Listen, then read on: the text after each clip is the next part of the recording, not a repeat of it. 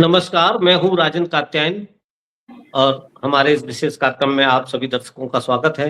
हमारे साथ आज फ्रेम में हैं वरिष्ठ पत्रकार विनय गोयल जी। विनय गोयल जी, आपका बहुत-बहुत स्वागत। आपका भी जी, आभार। जी, जी।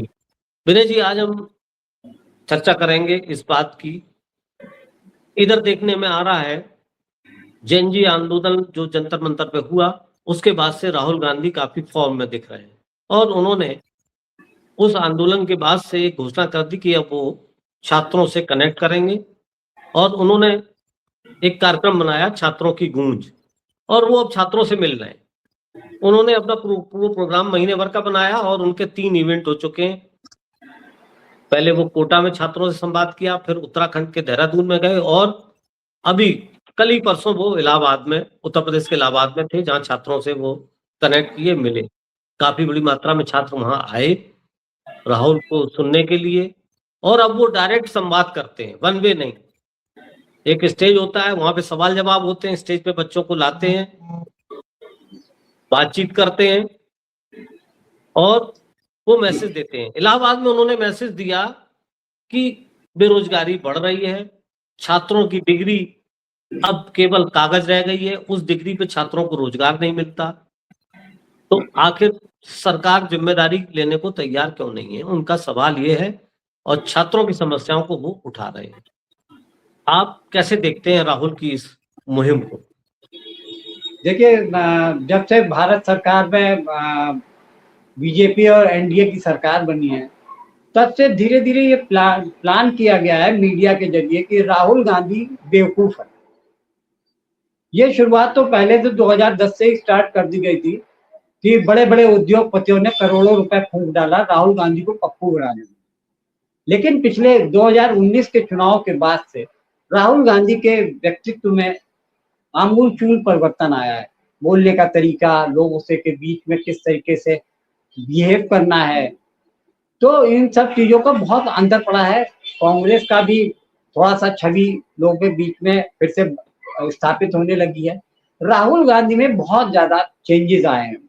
आपने देखा होगा कि जब भारत जोड़ो यात्रा के जरिए दौरान राहुल गांधी ने पूरे देश को नापा, उस बीच उनको एक तरीके से ये कहा जाएगा कि एक्सपीरियंस भी हुआ कि देश को जानने का मौका मिला। युवाओं का के साथ उनका जुड़ाव काफ़ी देखने को मिला और भारत जोड़ो यात्रा में के तुरंत बाद जो चुनाव हुए, उसमें कांग्रेस की स्थिति भी सुधरी, कर्नाटक में सरकार बनी, हिमाचल में सरकार बनी। इस तरीके से पार्टी का भी थोड़ा उत्थान हुआ। तो राहुल गांधी अब आप ये समझ गए हैं कि सीधी तरीके से भारतीय जनता पार्टी से जीतना बहुत मुश्किल है। कारण ये है कि एक तो 22 प्रदेशों में इनकी सरकार है, सारी संवैधानिक संस्थाएं इनके साथ खड़ी हैं, चुनाव आयोग हो, जांच एजेंसीज हो, सब के सब इनके इशारों पे काम कर रहे हैं। तो उन्होंने ये प्लान किया कि अब युवाओं को अपने साथ जोड़ा जाए। युवाओं की समस्याएं उनकी अपनी समस्याएं। यही वजह है कि कोई भी प्रोग्राम होता है तो राहुल गांधी खास तौर से युवा को फोकस करके अपनी बात रखते हैं। छात्रों की गूंज जिस तरीके का कार्यक्रम उन्होंने बनाया है, उसके जरिए डायरेक्ट ये युवाओं को अपने साथ जोड़ रहे हैं और इसमें इनको काफ़ी सफलता भी मिली है। आपने बताया कि कोटा में पहला छात्रों की गूंज हुआ, उसके बाद से भारतीय जनता पार्टी के कान खड़े हो गए। जब उत्तराखंड में इनका 3 दिवसीय कार्यक्रम था, तो वहाँ की सरकार ने पहले तो नगर निगम ने उनको परेड ग्राउंड अलॉट कर दिया, पैसा भी ले लिया, पौने 2 लाख रुपए उन्होंने जमा भी किए। लेकिन ठीक 15 तारीख से पहले 14 तारीख को उनको ये दे दिया कि आपका जो आरक्षण था, जो आपका परेड ग्राउंड था, वो निरस्त किया जाता है, आप कहीं और प्रोग्राम करें। ये देखकर राहुल गांधी भी समझ गए, कांग्रेस भी समझ गई कि भारतीय जनता पार्टी कांग्रेस के या उससे जुड़े हुए राहुल गांधी के किसी कार्यक्रम को इतनी आसानी से होने नहीं देगी। ये बात और है कि कांग्रेस ने वहां पर फिर भी राहुल गांधी पहुंचे। ठीक उसी तर्ज पे आपने देखा कि किस तरीके से प्रयागराज में भी किया। प्रयागराज में ये प्ली लिया गया, जो डिस्ट्रिक्ट एडमिनिस्ट्रेशन था, उसने कहा कि बच्चों की पढ़ाई प्रभावित होगी। आप ऐसा प्रोग्राम करेंगे तो आवागमन में बहुत ज्यादा दिखे और कांवड़ चल रहा है। तो उन्होंने कई ऐसे मुद्दे बताए जिसको लेकर उन्होंने कहा कि आपका कार्यक्रम रद्द किया जाता है। लेकिन जब मामला बहुत ज्यादा तूल पकड़ने लगा तो उन्होंने उस कार्यक्रम को करने की इजाजत दे दी। तो ये समझिए कि भारतीय जनता पार्टी नहीं चाहती है कि राहुल गांधी का कोई कार्यक्रम सफल हो, और छात्रों की गूंज कार्यक्रम कांग्रेस के लिए खास तौर से उसकी जो राजनीतिक छवि थी उसको सुधारने में काफी, अभी अधिकतर ये कहा जाता था कि कांग्रेस युवाओं की समस्याओं को नहीं देख, जिस तरीके से सीजेपी के समर्थन धरना प्रदर्शन को कांग्रेस ने संसद के अंदर उठाया, उसको युवाओं ने बहुत अच्छी तरीके से पॉजिटिवली लिया।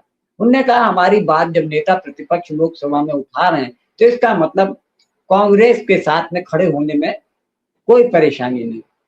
तो अब आप ये सोचिए कि युवा धीरे धीरे कांग्रेस के साथ हो रहा है और वहीं पे एनडीए सरकार से उतनी ही तेजी से दूर होता जा रहा है, क्योंकि भारतीय जनता पार्टी और एनडीए सरकार के जितने भी घटक दल हैं वो युवाओं की समस्याओं को समस्या मानते ही नहीं है।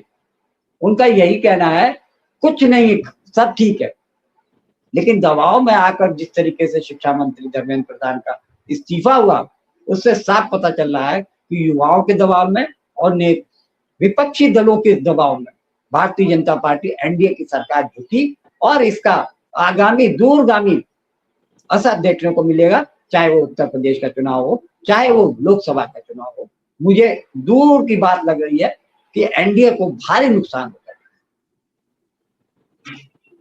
जी जी, कोई नहीं, आपने बिल्कुल सही कहा कि राहुल गांधी अब छात्रों की बात को उठा रहे हैं, इसमें कोई शक नहीं।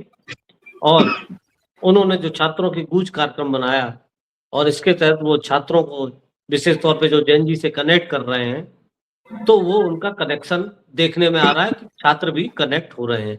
इधर गोयल जी, देखने में आया कि आरएसएस के प्रमुख मोहन भागवत और प्रधानमंत्री नरेंद्र मोदी भी कॉकरोच पार्टी के प्रदर्शन के बाद और एक मंत्री के इस्तीफे के बाद से एक्टिव हो गए और वो भी इस जेनजी से कनेक्ट करने की कोशिश कर रहे हैं। आपको क्या लग रहा है, क्या इन दोनों के साथ जेनजी जुड़ रही है या युवाओं का समर्थन मिल रहा है? आपका क्या मानना है?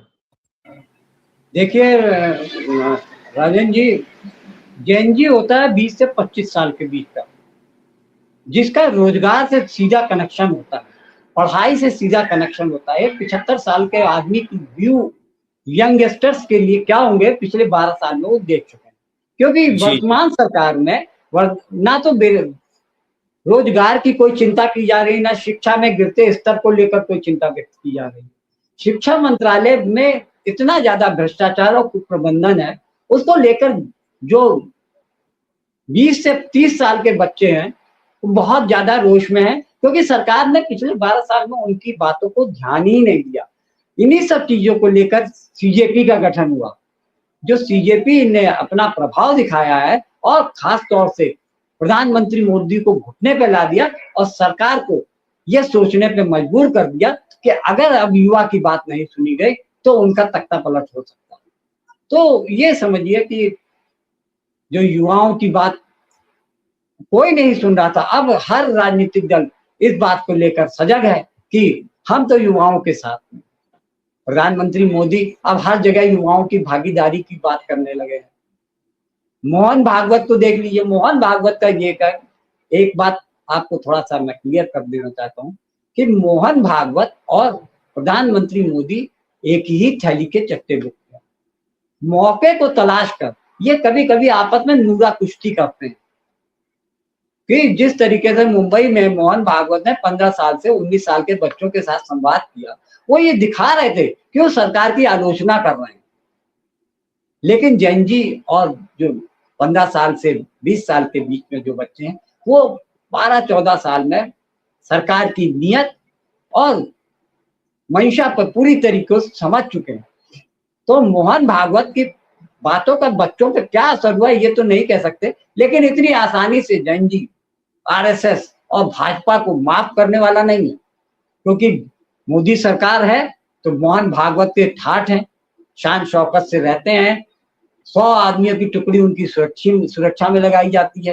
तो ये समझिए कौन आदमी अपने पैरों को कुल्हाड़ी मारेगा कि जो शान शौकत की जिंदगी जी रहे हैं, अगर सरकार गिरती है तो उनको भी नुकसान होगा। यही वजह है कि प्रधानमंत्री मोदी और संघ अब एक स्वर में बोल।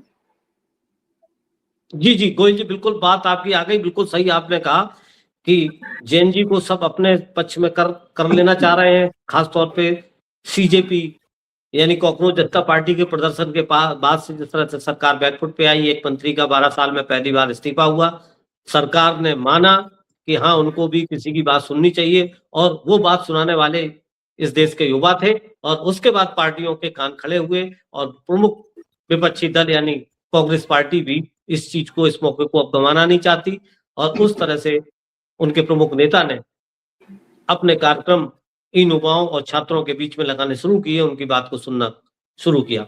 बहुत बहुत धन्यवाद गोयल जी, आप आए, आपका बहुत आभार, नमस्कार।